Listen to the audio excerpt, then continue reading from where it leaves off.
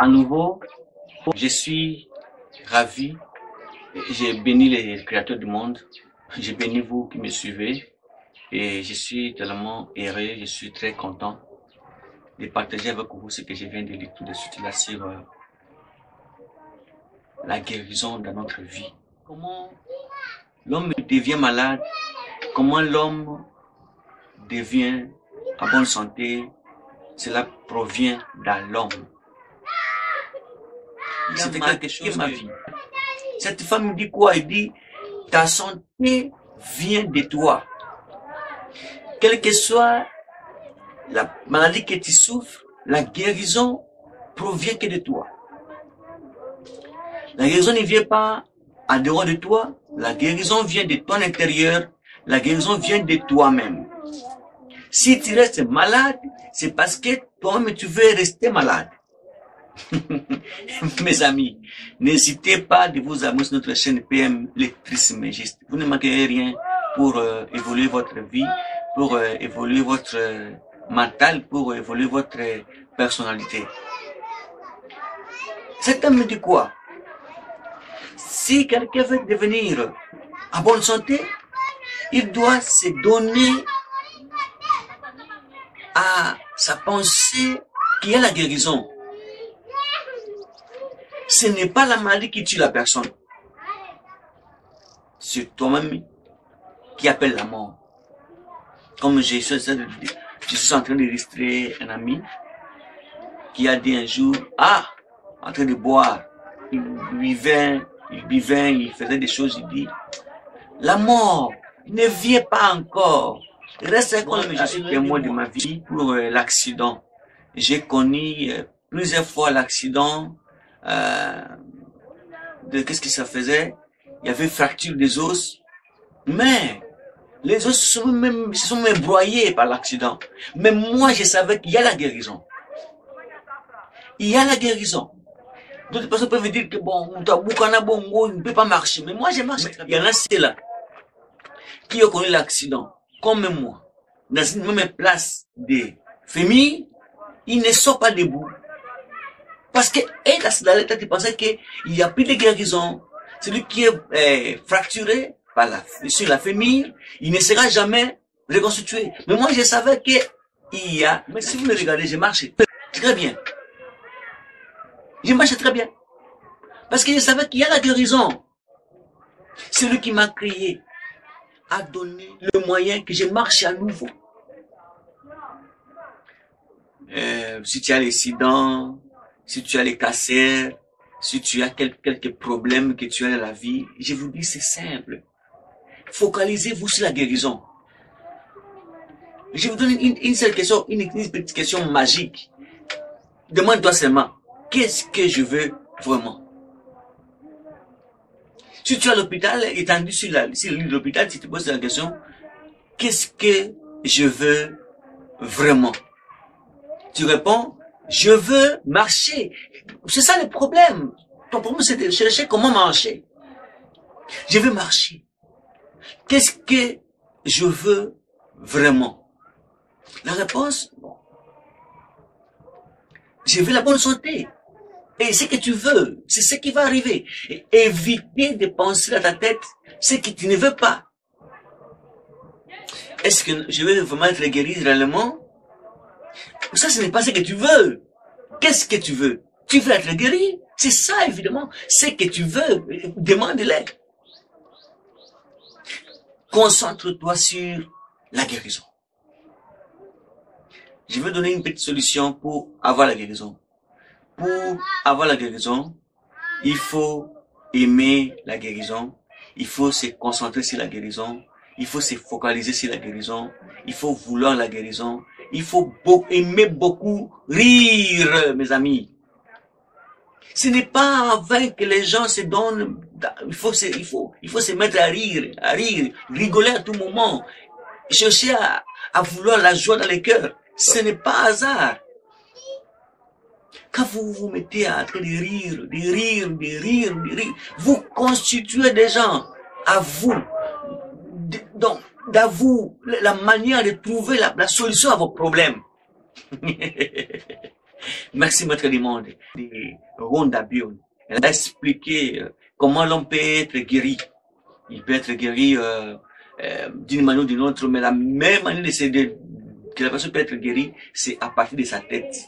Quand on a sa tête, on a tout. Quand on a sa tête, on a tout ce qu'on veut. La tête, Moutou, Boigna.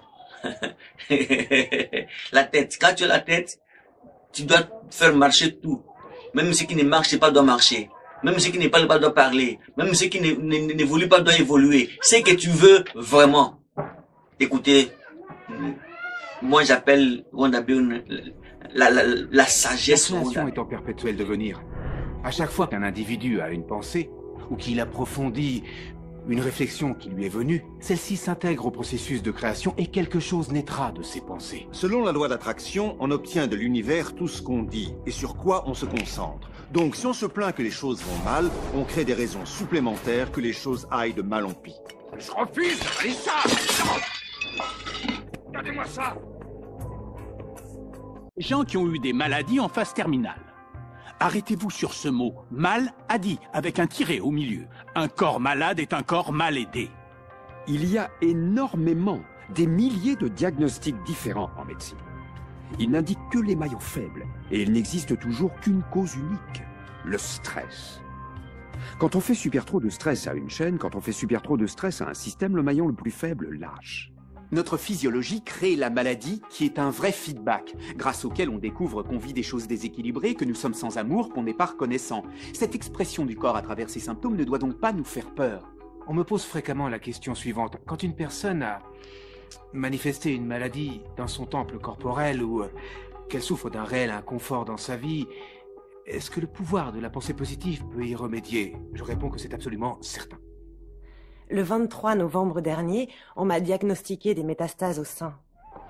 J'ai choisi de croire de tout mon cœur, avec toute ma foi, que j'étais d'ores et déjà guérie. Durant toute la journée, vraiment en permanence, je répétais merci pour ma guérison. Encore et encore et encore, merci pour ma guérison. Je croyais du fond du cœur que j'étais guérie. Je me voyais comme si jamais le cancer n'avait envahi mon corps. Une des choses que j'ai faites pour me guérir, ça a été de regarder des films très drôles. Je ne faisais que ça, rire, rire, rire.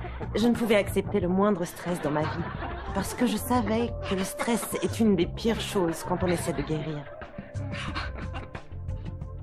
Depuis le jour du diagnostic qui était le 23 novembre jusqu'au jour de ma guérison complète, définitive, il ne s'est pas passé plus de 3 mois.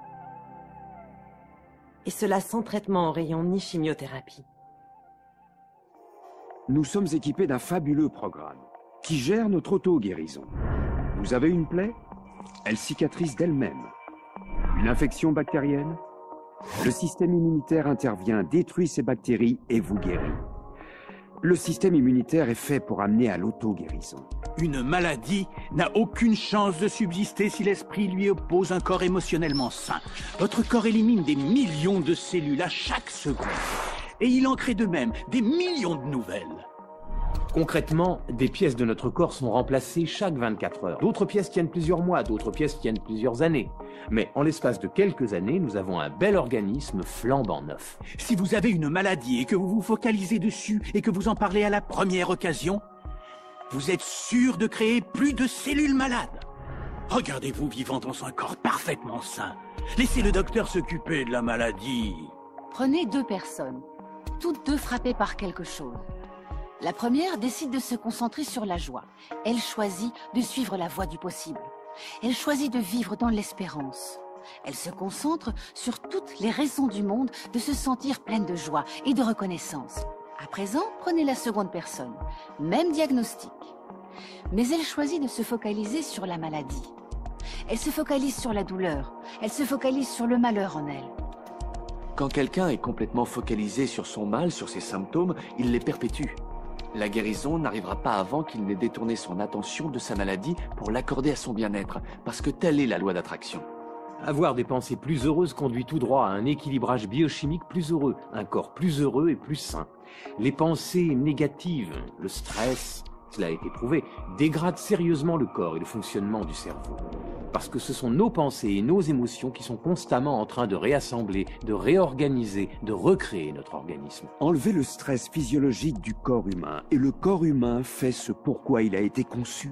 Il se guérit lui-même. J'ai vu des reins se régénérer. J'ai vu un cancer disparaître. J'ai vu des acuités visuelles s'améliorer et se rétablir. Je dis toujours, ce qui est incurable est curable de l'intérieur. Vous pouvez changer votre vie et vous pouvez vous guérir.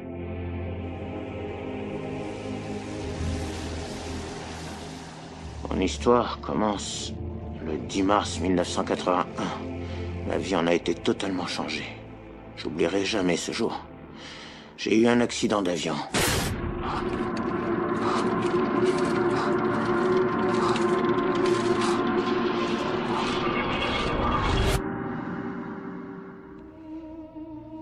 J'ai fini à l'hôpital complètement paralysé. Ma colonne vertébrale était écrasée. Je m'étais fracturé la première et la deuxième vertèbre cervicale. J'avais perdu le réflexe de la déglutition. Je ne pouvais ni manger ni boire. Mon diaphragme était détruit. Je ne pouvais pas respirer.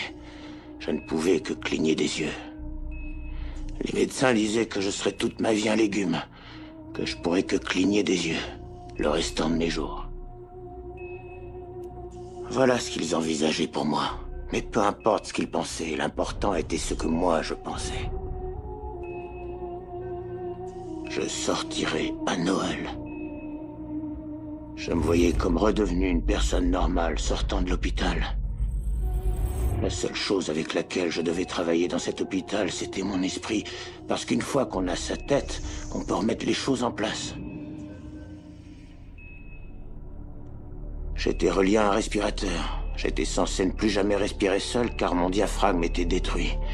Mais une petite voix me répétait « Respire à fond, respire à fond ».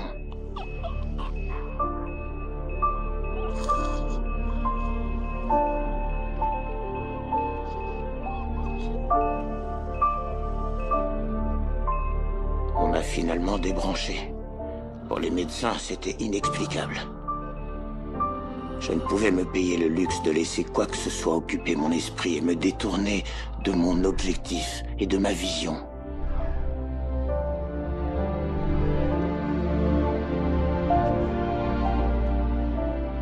Je m'étais fixé de sortir sur mes deux jambes de cet hôpital à Noël. C'était mon objectif.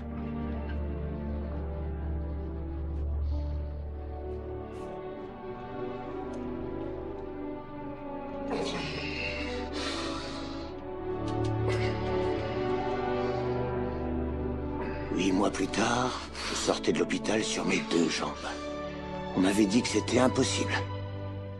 C'est un jour que j'oublierai jamais.